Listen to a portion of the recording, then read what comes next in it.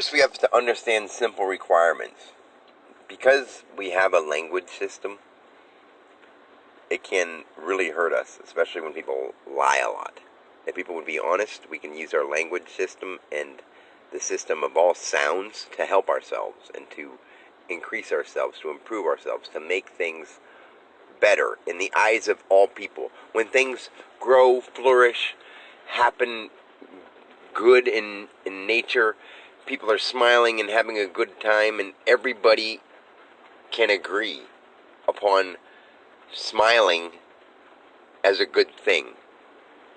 Who can say that smiling is a bad thing unless you're smiling at something negative? But the true feeling of happiness, like, yes, what makes different people happy is different, yes, but from the beginning, when we all start as a child, the simplest things can make you happy until you get older, and whatever distorts you from that original thought. You know, if we didn't have words and we just had kids grow up without anything, everyone would just walk around being like, huh?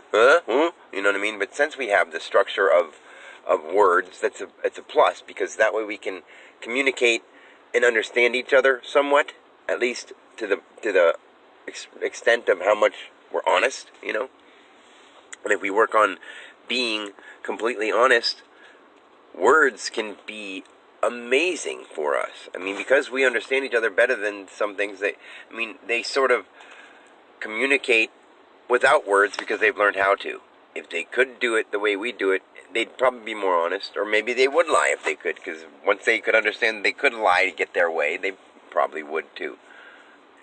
You know, unfortunately, we all, not just people, we aren't the only beings that trick things. You know, we all know that there's things in nature that hide themselves so they can attack their prey and stuff like that. Like, it's all sort of negative in a way, but we're like, oh, that's nature.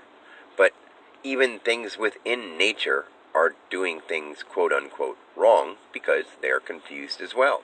But I mean, that's going way far back to say, you know, lion shouldn't eat a gazelle. It shouldn't. It should live and let live. But that's what they think they need to do to survive, because nobody could talk to them and say, you could eat these, even though they don't taste so great, it's probably better for your body. Even animals. And we're like, oh, it needs this meat in order to preserve its meat. No, it doesn't. Because we know we can preserve our bodies without eating meat, because our bodies are meat without meat. When we come into the world and we drink formulas and stuff like that, we're feeding ourselves whatever we feed us, yes, but we're growing from it. If we didn't use protein-based things, we would be okay. We would be perfectly okay. We would find ways to do things the right way, but I can't say right and divine way. But I don't want to go off on that subject, because there's fact in here. These things that I'm saying aren't just my idea.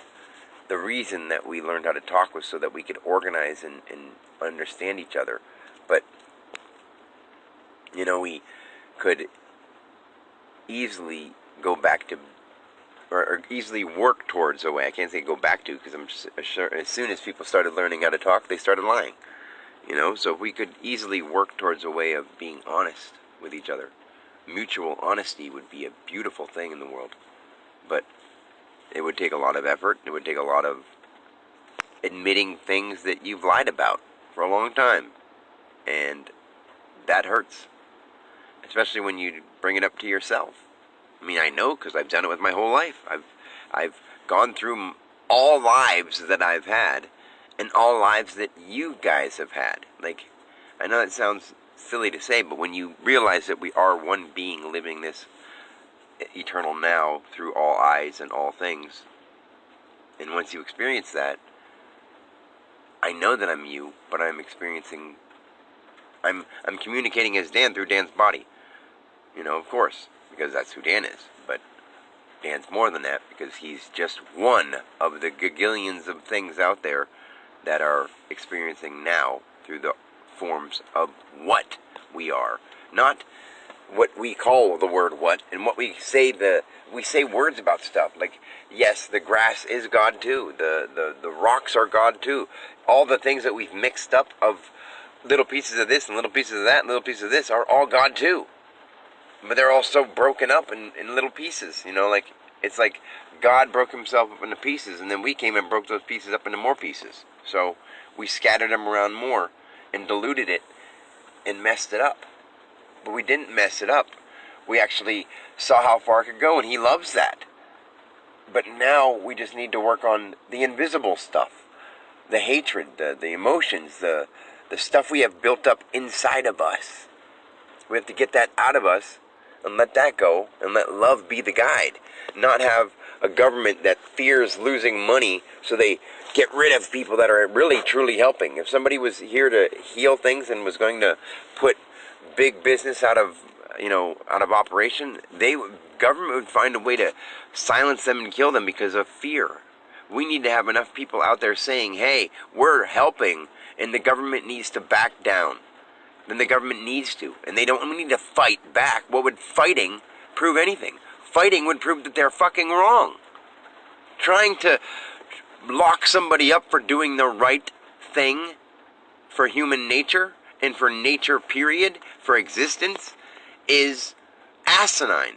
It's fucking moronic that we have a government that could stop people who are doing good things for people because it doesn't go along their thing. So think about this. You go to court, and even if you're right, if you get emotional and act up and swear at the judge, they'll throw you in jail for that. It doesn't even matter if you're right. Think about just that simple statement. If you don't act the way they want you to act in court, you're guilty automatically. Oh, well, then you can retrial and calm down and talk again and be like, oh, don't talk to us that way. Whether you were right or not, you shouldn't have presented yourself that way. Even though we accuse you of all this stuff and we made you act that way because of the way we presented ourselves to you, that it brought that out of you. Well, at this point, I would be very calm, and I'd make sure that I stayed super calm in court. And I would talk like this. And I would emphasize myself. And I would talk very politely. And I would be like, can I show some emotion? And then I would talk and be animated. But then I would be like, okay, that was all I wanted to do. Now I'll go back to being calm again. Because I do have control. And that would just show people that they don't know what the fuck they're doing, man. The government is so fucked up. The government is, think about this, all the kids you went to school with, all the people you know. What is the difference between them and the government, besides the clothes they're wearing and the people they're around? Nothing. The government is the same bunch of people that are in school right now, just at the end of their life, or at a later point in their life, at the same point, the same thing. They're still God from another point of consciousness, living the eternal now. They're still one being. It's like our body with all our cells working out right now, doing our things.